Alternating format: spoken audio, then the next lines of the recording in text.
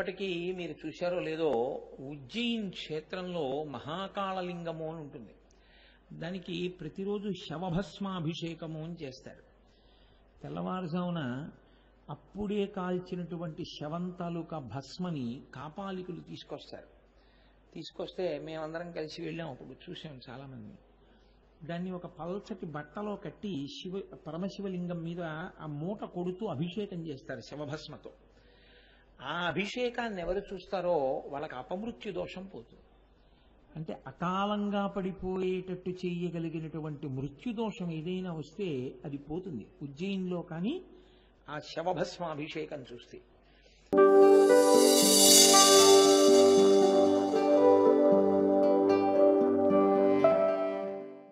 శశిశేఖర అన్న దాంట్లో శశి అంటే చంద్రుడు, శేఖర అంటే ఆయన యొక్క జటాజూటమునందు అలంకారముగా స్వీకరించినటువంటి వాడు, చంద్రుణ్ణి సిగపువ్వుగా ధరించినటువంటి వాడు అని. చంద్రుడికి శశి అని పేరు రావడానికి ఒక కారణం ఉంది. ఆయనలో మచ్చ ఒకటి ఉంటుంది. ఆ మచ్చ చూడ్డానికి ఒక కుందేలులా ఉంటుంది. అందుకని ఆయనకి శశాంకుడు అని ఒక పేరు చంద్రుడికి. సరే, అసలు చంద్రుణ్ణి దర్శనం చేసినటువంటి కవులు ఎన్ని రకాలుగానో అనుభూతుల్ని వ్యక్తం చేశారు. చంద్రుడి మీద కవిత్వం చెప్పనటువంటి కవి ఉండడు. మిగిలినటువంటి వర్ణనలు ఒక ఎత్తు, శ్రీనాథ మహాకవి చాలా ఆశ్చర్యకరమైనటువంటి ఆలోచన ధోరణి చేశాడు చంద్రుడి గురించి. కాశీఖండంలో చాలా చిత్రమైన మాట అంటాడు. చంద్రుడి మీద మచ్చ ఎందుకు వచ్చింది అంటే, ఆయన పుట్టినప్పుడు పాలసముద్రంలోంచి కదా పుట్టాడు. మందర పర్వతాన్ని మధిస్తే, పాలసముద్రంలో పెట్టి మధిస్తే అందులోంచి వరుసగా పుట్టిన వాటిల్లో చంద్రుడు కూడా వచ్చాడు. ఆయన పుడుతున్నప్పుట ఈ మందర పర్వతం ఒరుసుకుని కాయ కాసిందిట. ఆ కాయే చంద్రుల్లో ఉన్న నల్లమచ్చ అన్నాడు. ఆయన ఒక ఊహ చేశాడు. కాదు అని ఆయనే అన్నాడు. మళ్ళీ నల్లగా ఉన్న చీకట్లో తెల్ల పువ్వులా ఉంటాడు కదా చంద్రుడు. నల్లటి చీకటికి కోపం వచ్చింది. అంతా మేముంటే మధ్యలో తెల్లగా వెన్నముద్దలా ఇదొక్కటి ఈయనేమిటని వచ్చి చటుక్కును కొరికేసేట. కొరికేస్తే ఆ కొరికేసిన భాగం మళ్ళీ చీకటిగానే ఉంటుందిగా, మరి తెల్ల ముక్క లేనప్పుడు అక్కడ. అందుకని నల్లగా ఓ ముక్క పడిందిట, అదే ఆ మచ్చ అన్నాడు. కాదు, ఆయన మూడో ఆలోచన చేస్తూ అన్నాడు. ఆయనకి 27 మంది భార్యల్లోనూ రోహిణి అంటే చాలా ప్రీతి. రోహిణిని ప్రియమార కౌగిలించుకున్నప్పుడు ఆవిడ శరీరమునకు అలదుకున్న కస్తూరి ఆయనకు అంటుకుంది, అందుకే నల్లటి మచ్చబడింది అన్నాడు. కాదు అని ఆయనే అన్నాడు. చంద్రబింబాన్ని చూసి రాహువు తన కోరతో పొడిస్తే ఓ కన్నం పడింది, అందులోంచి వెనక ఉన్న నల్లని ఆకాశం కనపడుతోంది, అందుకని నల్లటి మచ్చబడింది అన్నాడు. ఆయనే అన్నాడు. కాదు, రాత్రి అయితే చక్రవాక పక్షులకి కళ్ళు కనపడవు, చంద్రోదయం అయితే విరహంతో వేదన పొందుతాయి. మళ్ళీ సూర్యోదయం అయితే వాటికి కళ్ళు కనపడతాయి. అందుకని మాకు ప్రియుడు ప్రియురాలు కలుసుకోకుండా రాత్రి అయితే కళ్ళు కనపడవు వాటికి, చంద్రుడు ఉదయిస్తే. మేము ఒండరులు కలుసుకోకుండా చేసి ఈ దుష్టచంద్రుడు ఉదయించాడు అన్న కోపంతో అవి చాలా ఎర్రటి చూపు ఆయన వంక చూసేయటే. ఆ ఎర్రటి చూపు చూసేటప్పుడు అగ్నిహోత్రంతో పాటు నల్లటి పొగొచ్చినట్టుగా నల్ల పొగొచ్చి చంద్రుడికి అంటుకుంది. అంటుకుంటే నల్ల మచ్చ పడింది అన్నాడు. సరే, ఇలా చిత్ర విచిత్రమైనటువంటి భావనలు ఎంతమంది ఎన్ని భావనలు చేశారో చంద్రబింబం మీద. అటువంటి చంద్రుణ్ణి సిగపువ్వుగా ధరించినటువంటి వాడు పరమశివుడు. కాబట్టి ఆయనకి శశిశేఖర. సరే, బానే ఉంది, అంతవరకు మంచి మాటే. కానీ అసలు చంద్రుణ్ణి ఆయన తల మీద ధరించవలసిన అవసరం ఆయనకి ఎందుకు వచ్చింది? అప్పుడు మీరు 12 జ్యోతిర్లింగములు అని ఉన్నాయి మనకి. అందులో మొట్టమొదట చెప్పే జ్యోతిర్లింగం ఏది అంటే సౌరాష్ట్రే సోమనాథస్య, సౌరాష్ట్రంలో ఉన్నటువంటి సోమనాథలింగం. చంద్రుడు దక్ష ప్రజాపతి యొక్క 27 మంది కుమార్తెల్ని వివాహం చేసుకున్నాడు. వివాహం చేసుకున్నప్పుడు అలా ఒకరికన్నా ఎక్కువ మందిని స్వీకరిస్తే అది క్షత్రియుల సంప్రదాయం, దక్షిణ నాయకత్వం అంటారు. అందరినీ సమానంగా చూడవలసిన బాధ్యత ఒకటి భర్త మీద ఉంటుంది. కానీ ఆయన తన కర్తవ్యాన్ని విడిచిపెట్టి కేవలం రోహిణి యందు మాత్రమే అనురక్తుడయ్యాడు. మరి మిగిలిన వాళ్ళు ఎవరికి చెప్పుకుంటారు? తండ్రి గారికి చెప్పుకున్నారు, నాన్నగారు మా అక్క చెల్లెళ్లలో ఒక రోహిణితోటే మా వారు ఉంటున్నారు, మిగిలిన వాళ్ళని ప్రేమతో ఆదరించట్లేదని. దక్ష ప్రజాపతి వచ్చి మందలించాడు అల్లుణ్ణి, తప్పయ్యా అలా ఉండకూడదు, 27 మందితోనూ సమానంగా ఉండు. తప్పకుండా మామయ్య గారు అన్నాడు. ఆయన వెళ్ళిపోయాడు. మళ్ళీ ఈయన రోహిణితోటే ఉంటున్నాడు. మళ్ళీ వెళ్ళి చెప్పారు దక్ష ప్రజాపతి. ఆయనకి ఆగ్రహం కలిగింది. నా మాట కాదంటావా అని. యుక్తాయుక్త విచక్షణ కోల్పోతే ఏమవుతుందండి, అల్లుణ్ణి శపిస్తే ఏమవుతుందని కూడా చూడకుండా ఆయన అల్లుడికి శాపవాక్కిచ్చాడు. నీవు క్షయవ్యాధిని పొంది ఆ క్షయవ్యాధి వలన నశించిపోతావు. ఇప్పుడు ఆయన బ్రహ్మగారి దగ్గరికి వెళ్ళి ఏడిచాడు. మా మామగారు ప్రజాపతి మహానుభావుడు, నా మీద ఇలా శాపవాక్కు విడిచిపెట్టాడు, ఏం చేయమంటావని అడిగాడు.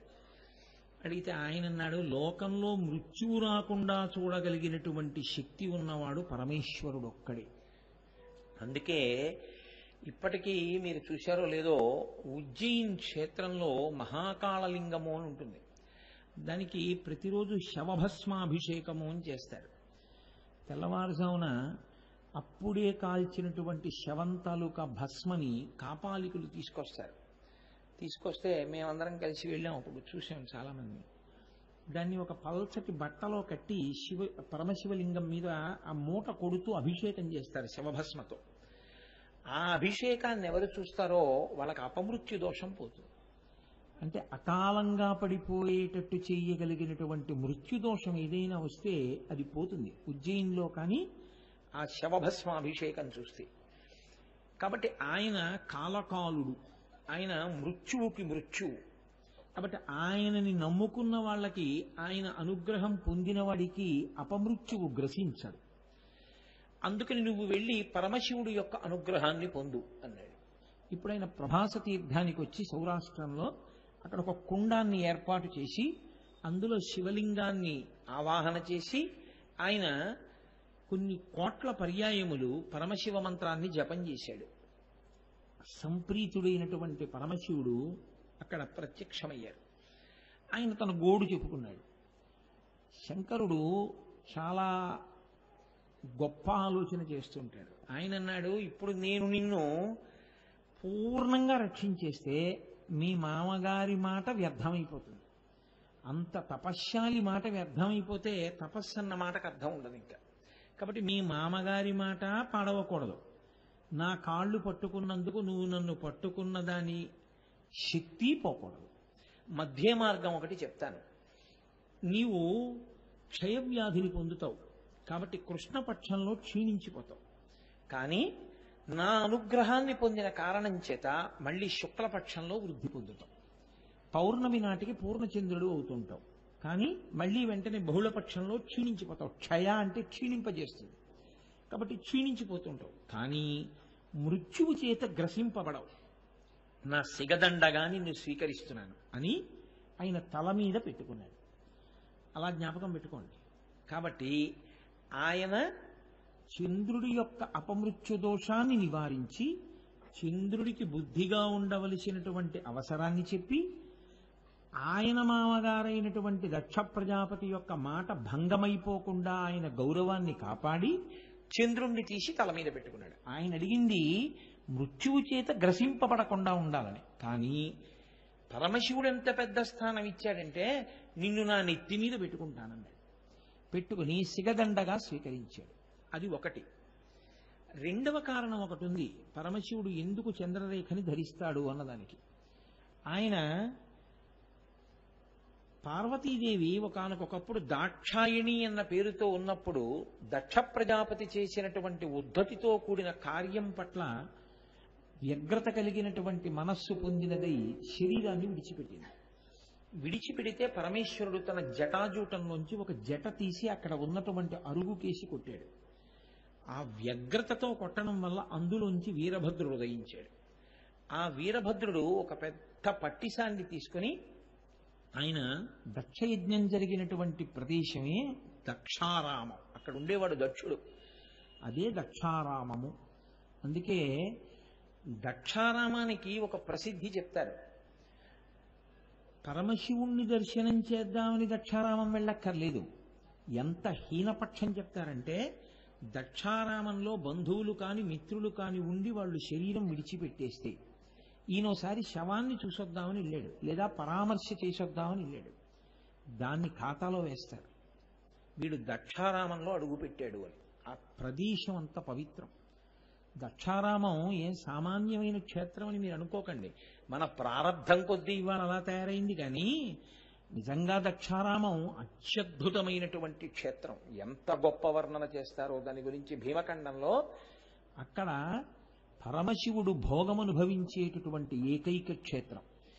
దక్షారామ క్షేత్రంలో పండితులు చెప్పేటటువంటి, అక్కడ ఉన్న అర్చకులు చెప్పేటటువంటి కథలు విని నేను ముక్కున వేలేసుకున్నాను. అయ్యయ్యో, శివాలయంలో ఇక్కడ దక్షారామం గురించి ఇక్కడ ఉన్న అర్చకులే ఇలా చెప్తే వచ్చిన భక్తులకి అసలు నిజం ఎలా తెలుస్తుంది అని నేను ఒక అర్చకుడికి చెప్పాను కూడా. తప్పయ్యా, నువ్వు అలా చెప్పకూడదు. నీకు తెలిస్తే తెలిసినట్టు చెప్పు, నీకు తెలియకపోతే తెలియనట్టు చెప్పు. తెలిసి తెలియని మాటలు చెప్పి భక్తుల భక్తి పాడి చేయవద్దని కామరాజు గారి ప్రత్యక్ష సాక్ష్యం నాతో ఆ రోజున వచ్చి. ఇవాళ తెలిసి తెలియని స్థితిలో ఉన్నటువంటి ఉపాలయాల్లో ఉన్న అర్చకులు అంత ఘోరమైన మాటలు చెప్తున్నారు. కాబట్టి దక్షారామం పరమోత్కృష్టమైనటువంటి క్షేత్రం అది. అక్కడ యమధర్మరాజు గారి యొక్క భార్య ధూమ్నోర్న కళాపి జల్లుతుంది వచ్చే పర్వదినాల్లో. లక్ష్మీదేవి తుడుస్తుంది అక్కడ. వాయుదేవుడి భార్య ముగ్గులు పెడుతుంది. ఒక్క దక్షారామ క్షేత్రంలోని ఏకాదశి తిథి నాడు పరమశివుడు భోగం అనుభవిస్తాడు. పైమేడ మించి రాత్రి అమ్మవారు నిద్రపోయిన తర్వాత కిందకి దిగొచ్చి మాణిక్యాంబా దేవాలయంలోకి ప్రవేశిస్తుంది ఉత్సవమూర్తి. అంటే సానివాడ ప్రవేశము అంటారు దాన్ని. అంటే అంత భోగం అనుభవిస్తాడు శివుడు. అందుకే భోగం కావాలన్నా ఐశ్వర్యం కావాలన్నా దక్షారామం తప్పకుండా వెళ్ళండి అంటారు. అంత గొప్ప క్షేత్రం దక్షారామం. అటువంటి దక్షారామ క్షేత్రం మనకి కాకినాడ పట్టణానికి కూతవేటు దూరంలో ఉండడం, మనం దాన్ని ఎక్కువ మార్లు దర్శనం చేసుకునేటటువంటి భాగ్యం మనకి కలిగి ఉండడం, నిజంగా అది మనకి పరమేశ్వరుడు ఇచ్చినటువంటి గొప్ప అదృష్టం. అయితే నేను మీతో ఒక మాట అన్నాను, ఇవాళ అక్కడ కొంతమంది దాని గురించి పొరపాటుగా చెప్తున్నారు అని. అందరూ అని మీరు అనుకోకండి. కొంతమంది నిబద్ధత కలిగిన మహాపురుషులు ఉన్నారు. ఎందుకంటే నేను వేరొక పర్యాయం అక్కడ ఉపన్యాసాలకు వెళ్ళినప్పుడు చూశాను. ఎంతో నిబద్ధత కలిగిన వారు, చక్కగా పూజ చేసేవారు, చక్కగా విషయాన్ని వివరించగలిగిన వారు కూడా ఉన్నారు. కానీ ఏ ఒక్కరు క్షేత్రంలోకి వెళ్ళిన తర్వాత తప్పుగా అక్కడ విషయాల్ని చెప్పినా భక్తులు అవే నిజం అనుకుంటారు. అది ప్రమాదంతో కూడుకున్నటువంటి విషయం. సరే, నేను మీతో ఎందుకు ప్రస్తావన చేయవలసి వచ్చింది ఈ విషయాన్ని అంటే, శంకరుడు దక్షారామ క్షేత్రంలోకి వీరభద్రుణ్ణి పంపించాడు. అక్కడే దక్ష ప్రజాపతి ఉండేవాడు. అక్కడే చేశాడు యజ్ఞాన్ని. అక్కడే దాక్షాయిణి శరీరాన్ని విడిచిపెట్టింది. కాబట్టి ఆ వీరభద్రుడు చాలా ఉగ్రతతో అక్కడికి వెళ్ళి తాండవం చేస్తూ ఆయన అందరినీ నిగ్రహించినప్పుడు చంద్రుడు అక్కడికి వచ్చి కూర్చుని ఉన్నాడు. కానీ ఈయన వీరావేశంతో చంద్రుణ్ణి కింద పడేసి ఆయన శరీరాన్నంతటినీ తొక్కేశాడు. తొక్కేస్తే ఆయన పరమశివుడికి మొరపెట్టుకున్నాడు, ఈశ్వరా, నేనేమీ తప్పు చేయలేదు, నేను ఒక్క మాటం లేదు, కానీ నన్ను కింద పడేసి ఇలా తొక్కేశావు అన్నాడు. అంటే శంకరుడు అన్నాడు, ఓ నీకంత ఇబ్బంది కలిగింది కదూ అని వెంటనే పైకెత్తి తన తల మీద పెట్టుకున్నాడు. ఆనాటి నుంచి చంద్రుడు శంకరుడు యొక్క తల మీద ఉండడం ప్రారంభించాడు. అప్పటి నుంచి ఆయన కిందకి దింపలేదు. ఇంకా మీరు చూడండి, నెత్తి మీద పెట్టుకున్నాడండి అంటారు. నెత్తి మీద పెట్టుకున్నాడండి అన్న మాటకి అర్థం ఏమిటంటే అంత ప్రేమ చూపించేటటువంటి వాడు అని దానికి అర్థం. ఆయన వలన అంత క్రోధంలో చంద్రుణ్ణి అక్కడికి వచ్చినందుకు ఆయన తొక్కాడు. నిజానికి అది కూడా అపరాధమే, అలాంటి యాగానికి రావడం. కాబట్టి తొక్కినందుకు నన్ను తొక్కేశావయ్యా అన్నాడని మళ్ళీ నెత్తి మీద పెట్టుకున్నాడు. అది ఒక కారణం.